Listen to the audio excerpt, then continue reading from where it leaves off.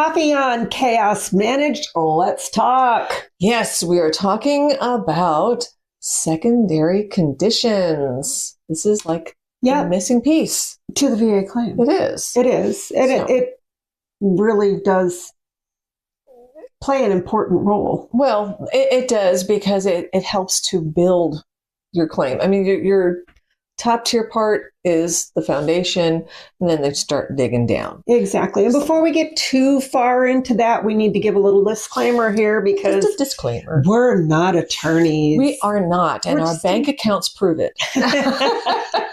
And we're just kind of like encouraging voices, and we're talking from experience because we're walking this road ourselves. Right. Our husbands are both disabled vets. So this is a road that we've gone down. And have we gone down? Yeah, but that's okay. We're learning, and now we get to share with everybody else, and hopefully maybe save you from spending hours of reading through documents. Exactly. So we need to talk about what if the condition that's affecting your life right now, what if that isn't directly from from service itself, but it's something that happened during your service. Okay. So this is where that whole secondary conditions come into play. It does. And it's also where a lot of the veterans, they just kind of leave benefits on the table because they're not realizing that they have more going on and taking advantage of claiming for it. Well, exactly. Exactly. And this is the domino effect episode, because we're going to talk about how they stack upon each other. That's true.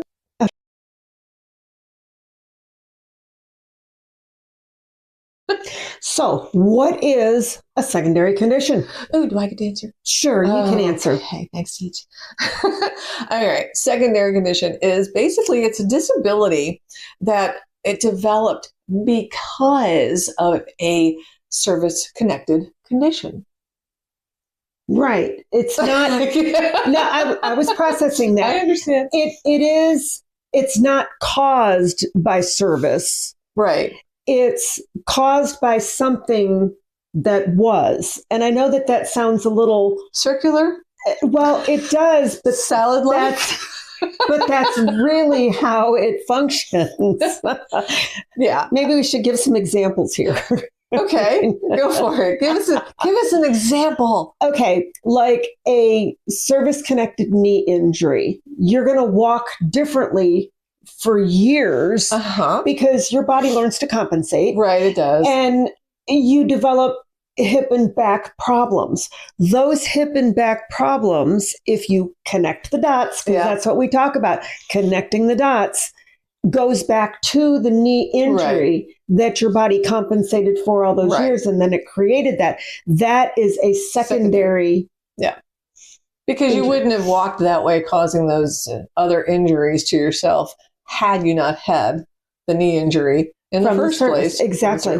Right. I mean, and it's just, like you said, it is kind of like a word salad, and it is kind of twist. Well, that's why when you were saying it, I was processing it because you're like, what? You do. You have to process that one, and this is why a lot of them not even legalese. Well, that's true, but this is why a lot of them leave this on the table because it is a little bit to understand the wording. You have to think through. Exactly, and you also have to realize that your primary condition must also be service connected. Right.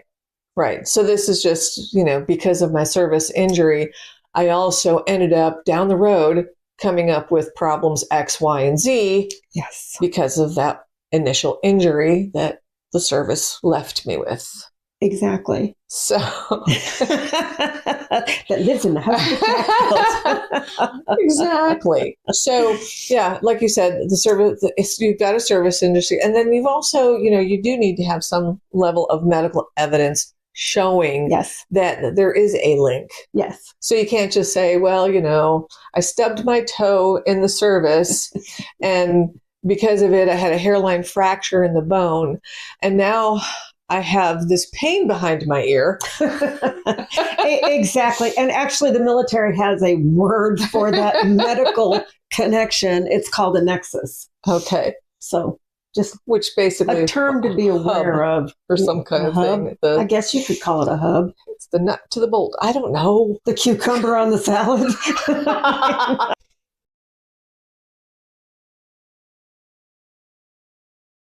All right, so let's go into the idea of real life examples, because when you start actually talking about situations, the actual scenarios, this is where it starts making more sense. Well, yeah, because you visualize it'll things start to click a little bit because people need those. I need those examples. Well, after the word salad we just gave, I think anybody would need an example. We might need to draw pictures. Exactly. So let's talk about physical. If you're filing for a physical claim, okay, and you're talking knee injury, we're going to go with that again. The altered gait, which can lead to the hip back pain. Yeah, overcompensating on one side. If you had a back injury in the service, that could actually lead to nerve damage, right, and leg issues. And then chronic pain itself. A lot of people that suffer with chronic pain end up with depression. Oh, and that's completely understandable because, when you've got that constant nagging pain, nothing addresses it. No, it does. You get into that mindset of my life is just never going to be normal. I can't do things anymore. And it really is a downward cycle. Well, it is. And unfortunately, a lot of our vets do have a lot of that going on. They do. And then that kind of leads into mental. Right. So, we're talking about, with mental, the first thing that so many people think of automatically is PTSD. Exactly. It's simply because it's the most prevalent. It is the most prevalent, but it's also the one that's been most spoken about on talk shows. They talk about the conditions, news report, you name it. But PTSD can lead to other things. Sleep apnea, surprisingly enough, is one of the top things that they've mentioned. The other part of it, because of it and how it affects people, because it is a mental thing. It is. There's often substance abuse disorder that they refer to it as. Yes, and that's an unfortunate. It is very unfortunate connection, but a lot of it is. It's because of trying to find some answer to address that feeling, or try to ward off the triggers that cause the feeling.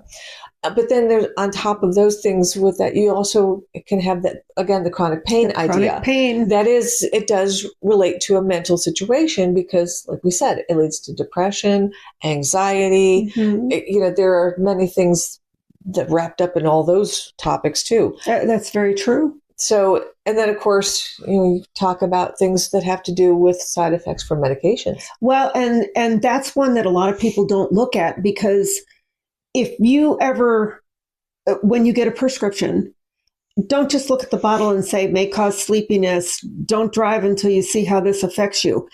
There's more to a medication than that. Oh, definitely. When you get your prescription, there's usually 10 pages worth of printout that took up all of the, beware of this, beware of that. These are the side effects.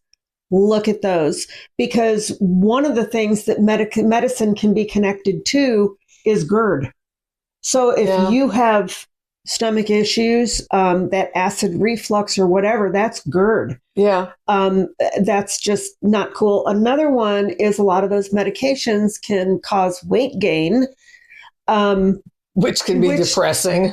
Which can end up with, believe it or not, secondary joint issues.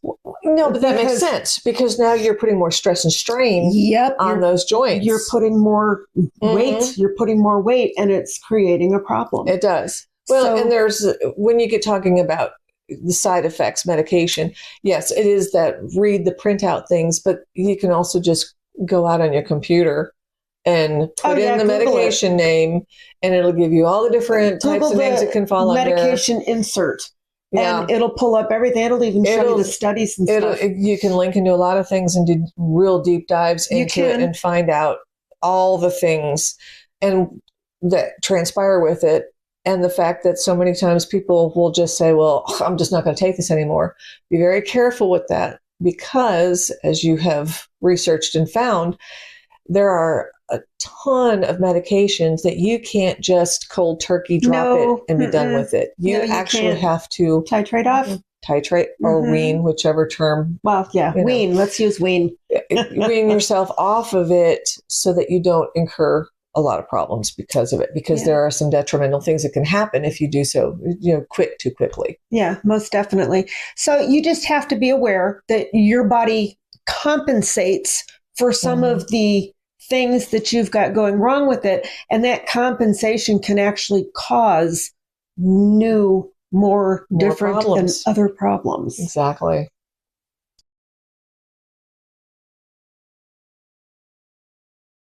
Okay, let's talk about why secondary conditions really matter.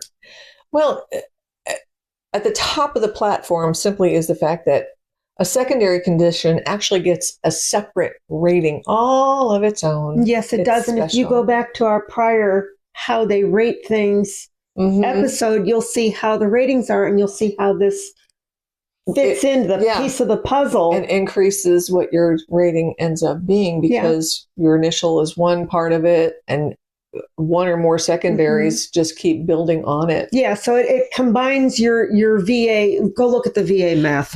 That was last week's. Go look at VA math. Yeah, exactly. But, you can really significantly end up increasing your baseline percentage simply by having the secondary conditions included, because like the previous we were talking about with the hip issue caused by the knee being out, and the back caused by overcompensation, and now you've got nerve pain because you put the back out. So that there's 3 things additional to just the knee injury. Yeah, and you may actually qualify for a higher compensation, is what we were talking. Definitely. And this is what you really want to do. It's not like and there again, you're not trying to inflate your condition in order to just get more money. You are taking care of self by identifying all of your conditions and getting the funds that are due you. Yep. All you're doing is connecting the dots.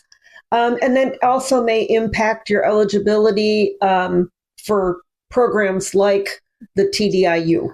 Which we told you what that was last time too, because it's a lot of words. It was a lot of words, and it was like, really? Yeah. No wonder they shortened it. Nobody believes you when you tell them these things, and nobody repeats it. Once they hear it, they just go to the alphabet letters. So, and I can't say as I blame them, because that was a lot of words. No, not doing it.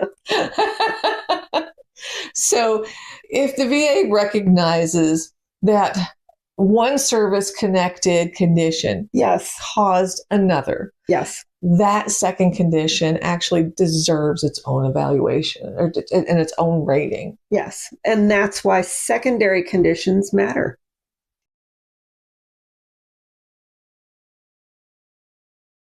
We know why they matter, but now we need to know what is needed to file the secondary claim. Well, typically you need to have a current diagnosis. That's going to be first and foremost on the list. And you also are going to most likely have to have your service-connected primary condition already on record. Yes. So, this is why you have to start from the beginning with the primary. And of course, that medical evidence. This is going to link your primary with the secondary, the nexus that we mentioned. And a nexus is just a medical opinion saying that one condition is at least as likely as not caused by the other. And it's really important to get, but it's important to get that wording in there, because phrase. That's like a key phrase. Right. For the VA system. Well, what it's saying is that at bare minimum, the possibility that it is the first one caused the second one is just as viable that it just happened. Exactly. But because of the fact that the probability is there, the likelihood is there, that is the key. It's a Okay, connection. so what do you need to do? We encourage you, talk to your provider. Let them know what you've got going on because you need this stuff documented. Right. You need to be And documented. if, you know, and unfortunately, we've had experience with seeing someone at a VA clinic and getting nowhere because And it happened. it does happen. And this is where you need to sometimes have to step out and go seek medical advice, evaluations from somebody that's outside the VA system. Their information is just as viable and potent as someone that's a VA doctor or practitioner. And that's just one of those things that you might have to do in order to be able to move forward with getting what you need for a claim. Yeah.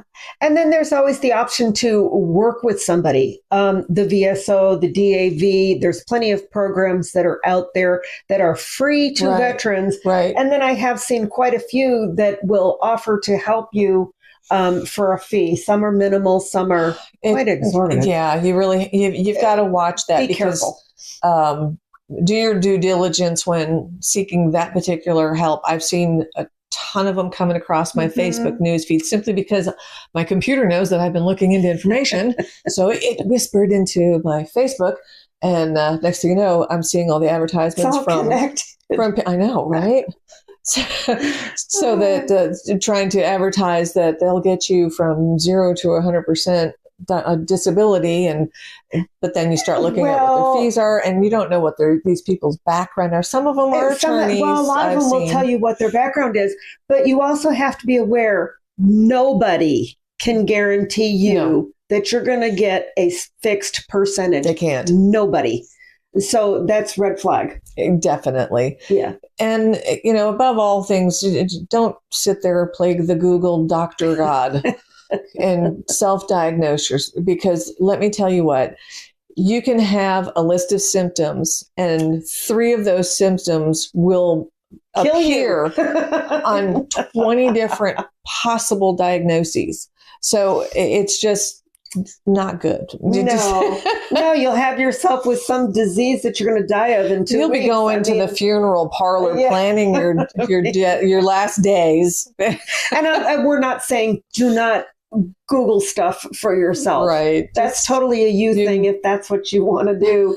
But you can't just self-diagnose for the purpose of a secondary. You're not going to say, well, I found out on Google that X, Y, and Z could be linked together. You actually need to go have a provider, and it has to be. The VA will throw that paperwork back at you so fast.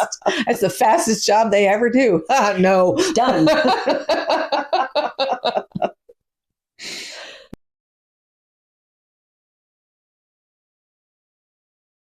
All right, so let's step into talking about the 5 most common mistakes that are made when filing for the claim.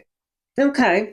Well, the first one would be assuming that the VA is going to automatically connect your conditions. No, there's no automatic. There is nothing automatic with the VA. It's not like a car wash. The only thing I think that's automatic is having them direct deposit the check once a month. Yeah, well, that's about it. Yeah, but no, they're not going to. No, they will not hold your hand and walk you through the process, and they won't sit there and look at it and go, oh, and do you have X, Y, and Z things going on too? Oh, well, let's add that check that box. Yeah, that doesn't happen. No, not at all. That doesn't happen. Pipe dream. It would be lovely, wouldn't it, though? It makes life so much easier. On everybody. But, I really think that they enjoy the paperwork. They like to shuffle papers. What are they, sadomasochists? I really think so. Well, no, it keeps them in a job. There is that. Job security. Yeah. Well, and then there's the not documenting symptom progression. Okay. So they're not going to connect those dots for you either. No, sometimes you have to sit there and think, okay, I started out with this, I got that. So there's nothing wrong with keeping your own little notebook. No. And this doesn't necessarily, it's not self-diagnosing. It's just keeping track of the fact that, okay, well, this is what's going on. And because sometimes you get so many of them, you're like, okay. What is going on here? But it's neat to have stuff written down, because then when you do go see a practitioner, whether it VA or outside, That's true. you can take that notebook with you and say, okay, well, this all started, and you can sit there and read your history to them, and this can start helping to see that, we really do need to start looking into this stuff. So most definitely, because then at least you've got a trail for yourself. It's a paper trail. It's just like financial things. You need to keep a paper trail. Yeah, exactly. So there's that. Well, and then there's the downplaying of mental health links. Like we had talked about with the mental health and the back pain. Right. The back pain can lead to anxiety and depression. A lot of people don't want to recognize that. No. Well, and I think it's twofold. I think sometimes it's just that they don't necessarily make the link between the physical and the mental. I agree. Then I think the other part about it is because how many times do you see things when they refer to people's mental health that it's looked upon as almost taboo? Oh, it's a stigma. It's a label. Yes. I know. You're damaged. Exactly. Yeah. There's something so wrong with you. You know, and you can actually equate that to children going to school with an IEP or a 504 plan, because the same thing happens to them. At one point in time, they were labeled. Yeah. Now it is so commonplace that people are realizing that these are actual issues that people are dealing with. So it is no longer the stigma. You're not damaged goods just because you have a mental health condition. Well, because mental health is so widespread. That's true. As far as the whole ideology of it, there are so many aspects to it. And one thing you've got is a small little thing in the whole. But years past, think about years past. We're talking 50s, 60s, maybe even 70s.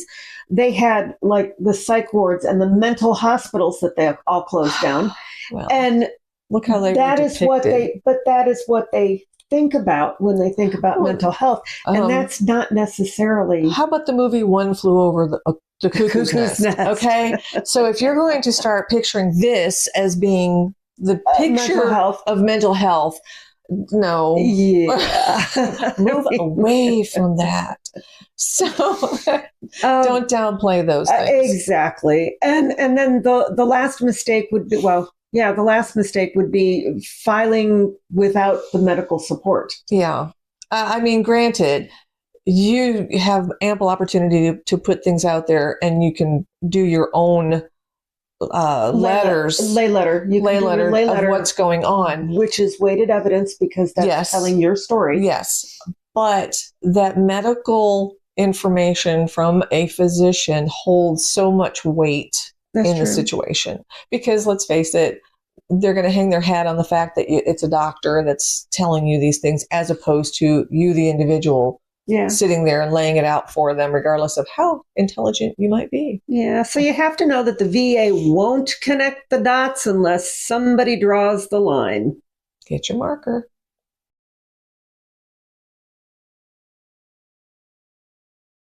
All right. So here we are up to talking about why veterans miss this. Well, yeah, because a lot of them think that's just aging. But it's what we've been led and told for years. Tough it out, soldier. On top of the fact, and it's, from the military aspect, that exactly. Just, you cannot be the weakest link in the chain. So you just keep going and doing and performing at beyond 100%.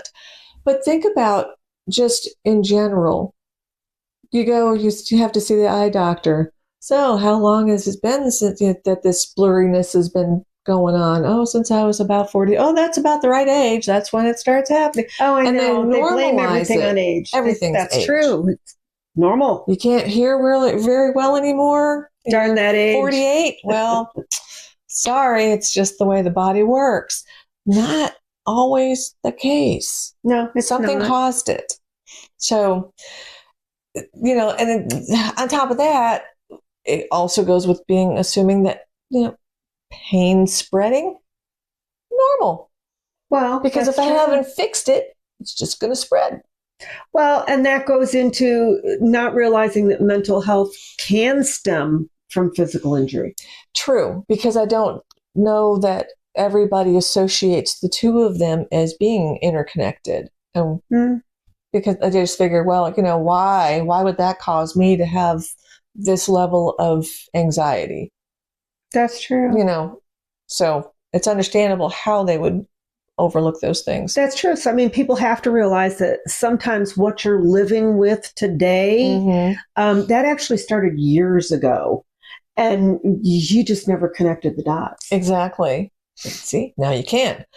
So, so let's see. Did you know what a secondary condition was before listening to our video here today? Let us know down in the comments. Yeah, drop a comment. We'd like to know. And make sure while you're down there that you're liking and subscribing. Heck, even share it to your other VA buddies and friends. Sure. So that they can learn too. Exactly. Because understanding secondary conditions, it's not about choosing higher ratings. It's about making sure that your full health picture is being recognized. Exactly. So there you go. Coffee's on. Chaos managed. That's Couch Talk.